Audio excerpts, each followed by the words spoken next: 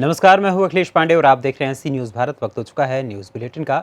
इस बुलेटिन में हम जानेंगे कि कहां सामने आया लव जिहाद का एक और नया मामला, कहां गणपति बप्पा के जयकारों के साथ माहौल हुआ भक्तिमय। साथ ही जानेंगे कि कैसे जमुनिया घाटी पर हुई बस दुर्घटना में 21 यात्री हुए घायल। ऐसी तमाम खबरों पर आइए विस्तार से करते हैं चर्चा। बांदा में लव जिहाद का मामला सामने आया है, जहां शादी का झांसा देकर आरोपी युवती के साथ लगातार 2 सालों से कर रहा था दुष्कर्म। मुख्य आरोपी जावेद खुद का धर्म परिवर्तन कर युवती को लगातार दे रहा था शादी का झांसा। मुख्य आरोपी जावेद की युवती से थे 2 वर्षों से संबंध और झांसा देकर युवती के साथ लगातार कर रहा था दुष्कर्म। 1 सितंबर को साइबर कैफे जाते समय जनधन पार्टी के बहाने मुख्य आरोपी ने परिजनों के साथ कल मिलकर किया युवती का अपहरण। में युवती का धर्म परिवर्तन कराकर शादी करने की फिराक में था मुख्य आरोपी जावेद। पुलिस और एसओजी टीम ने मामले में शामिल मुख्य आरोपी जावेद सहित 5 पुरुष और 2 महिलाओं को गिरफ्तार कर लिया है। मामले का एक आरोपी अब भी फरार है। देखिए, एक प्रकरण आया था जिसमें कि एक युवक जो है वो एक युवती को लेकर चला गया था। तत्काल इस सूचना पर हम लोगों ने लड़की को बरामद करने के लिए कई टीमों का गठन किया और लड़की को हम लोगों ने सकुशल बरामद किया है और पूरे जो घटनाक्रम है उसका अनावरण किया है।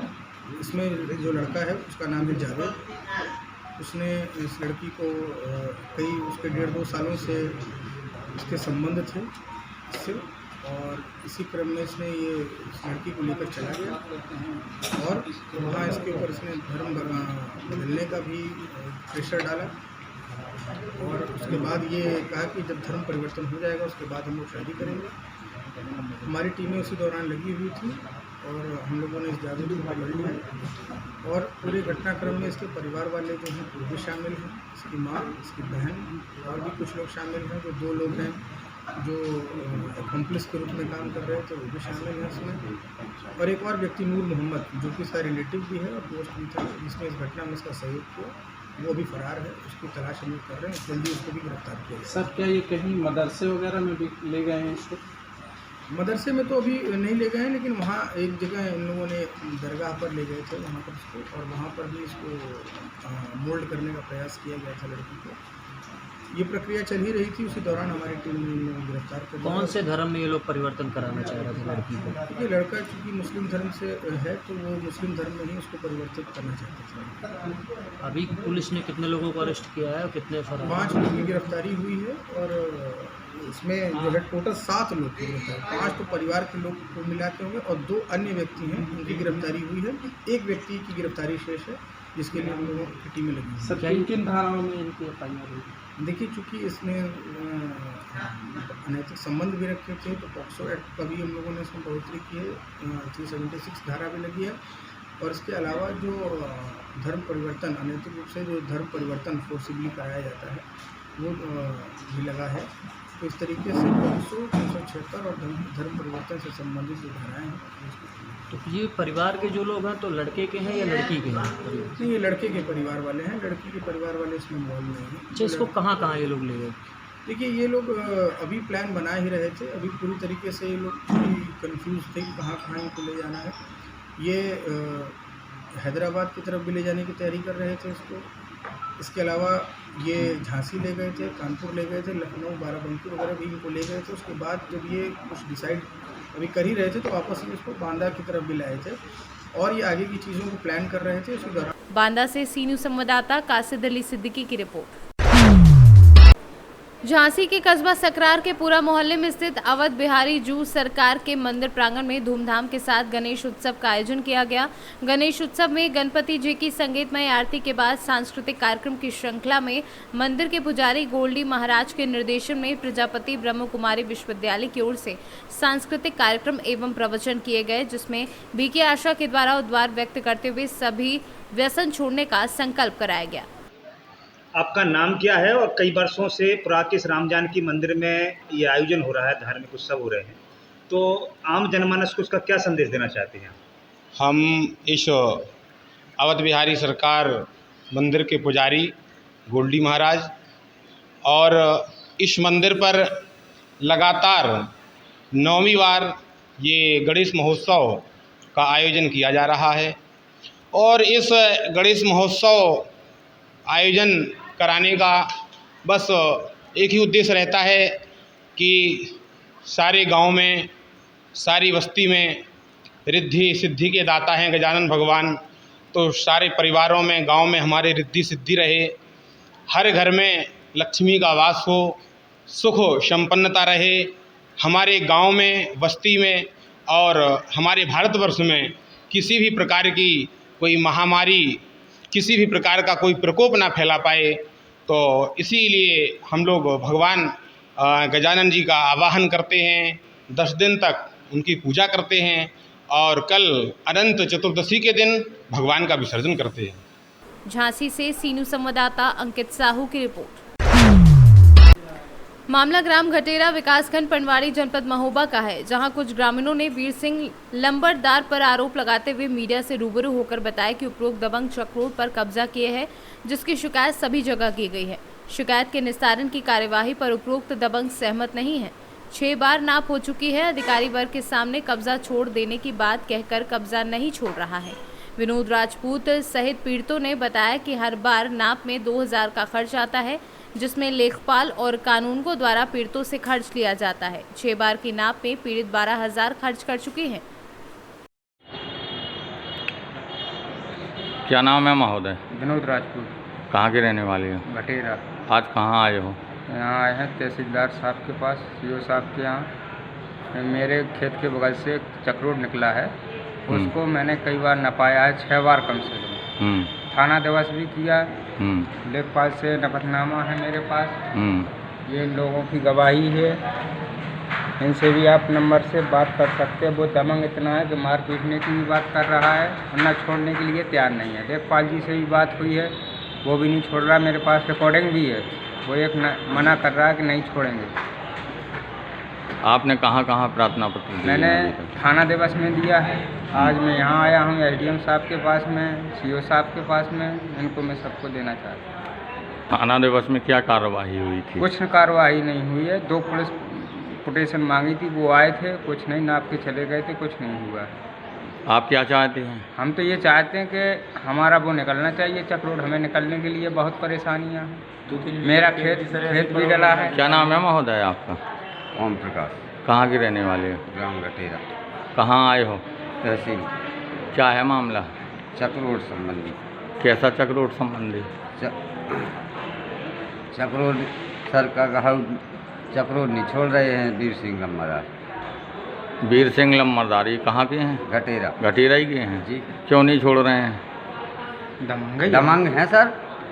इसके लिए आपने वहाँ जब प्रार्थना पत्र दिया था तो पुलिस गई थी, तब नहीं आपने अवगत कराया कि ये दमंग आया था? उस पुलिस के सामने भी गाली गलौच, उसकी बोर्ड नहीं आया, उसकी घरवाली और वो उसकी माताजी दोनों आए हैं। गाली गलौच, चप्पल मारने के लिए भी दौड़े हैं।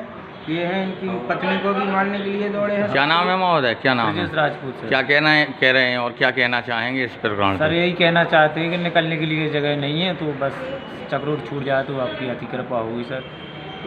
यही संबंध में ये पैमाइश वाला क्या मामला है? क्या बार पैमाइश तो 5-6 बार करा चुके हैं और हर बार 2-3-4 हज़ार रुपए भी लगते हैं। मतलब लेखपाल को देना पड़ते हैं, कानून बोई को देना पड़ते हैं सर, कुछ नहीं होता। लेखपाल को भी रुपया नपाई का देना पड़ता है, कानून को भी देना पड़ता है। कितना कितना देना पड़ता है सर? 2-3 बार तो 2-2 हज़ार रुपये लगे सर। नपवाई सर। क्या बार नपवाई? सर 6 बार नाप करा चुके। 6 बार में कितना पैसा? महोबा से सीनियर संवाददाता सुरेंद्र कुमार निराला की रिपोर्ट। सिलवानी तहसील में जमुनिया घाटी पर बस पलटने से हुई दुर्घटना में कुल 21 यात्री घायल हुए हैं। दुर्घटना की सूचना मिलते ही प्रशासनिक अमले द्वारा तुरंत घटनास्थल पर पहुंचकर बचाव कार्य प्रारंभ किया गया। दुर्घटना में घायल 5 यात्रियों को रायसेन जिला चिकित्सालय रेफर किया गया है तथा शेष यात्रियों का सिविल अस्पताल सिलवानी में उपचार किया जा रहा है। इस सड़क दुर्घटना में गंभीर रूप से घायल हुए व्यक्ति को सामान्य प्रशासन विभाग के निर्देश अनुसार प्रति घायल व्यक्ति 7,500 रुपये की राशि दी जाएगी। रायसेन से सी न्यूज़ संवाददाता राजेश साहू की। उन्नाव में राष्ट्रीय आविष्कार अभियान क्विज प्रतियोगिता अंतर्गत उन्नाव जनपद की फतेहपुर 84 ब्लॉक के प्रत्येक उच्च प्राथमिक विद्यालयों के संकुल स्तर पर छात्रों द्वारा परीक्षा उत्तीर्ण करने के पश्चात पास हुए 120 छात्रों की बृहस्पतिवार को बीआरसी केंद्र परिसर हफीजाबाद में सुबह 11 बजे से ब्लॉक स्तरीय परीक्षा संपन्न हुई। 1 घंटे की 100 पूर्णांक की हुई ब्लॉक स्तरीय परीक्षा में 50 छात्र छात्राएं उत्तीर्ण हुई। उत्तीर्ण हुए सभी छात्र छात्राओं में उच्च प्राथमिक विद्यालय काजीपुर कक्ष के कक्षा 6 का छात्र सूरज पुत्र मनोज कुमार ने प्रथम, तो वहीं उच्च प्राथमिक कंपोजिट विद्यालय कटीगरा की कक्षा 8 का छात्रा कोमल पुत्री शिववरन ने द्वितीय व काजीपुर कक्ष के उच्च प्राथमिक विद्यालय की कक्षा 8 की छात्रा आयुषी पुत्री संतोष कुमार सिंह, उच्च प्राथमिक विद्यालय दोसपुर शिवली की स्नेहा पुत्री टेकचंद, उच्च प्राथमिक विद्यालय काजीपुर कक्ष के शुभांशु पुत्र प्रमोद ने तीसरा स्थान प्राप्त किया है। उन्नाव से सीनू संवाददाता सुशील यादव की रिपोर्ट। भागलपुर में जोगसर थाना क्षेत्र के ही चंडी प्रसाद लेन स्थित श्री निकेतन अपार्टमेंट के गार्ड पुरुषोत्तम कुमार की गला रेतकर हत्या मामले को लेकर वरीय पुलिस अधीक्षक बाबूराम घटनास्थल पर जांच के लिए पहुंचे। वहीं अपार्टमेंट का बारीकी से मुआयना किया। वहीं गार्ड रूम सहित हर एक बिंदु पर बारीकी से जांच करते हुए उन्होंने बताया कि हत्याकांड को लेकर कई बिंदुओं पर जांच की जा रही है और जल्द ही हत्यारे पुलिस की गिरफ्त में होंगे।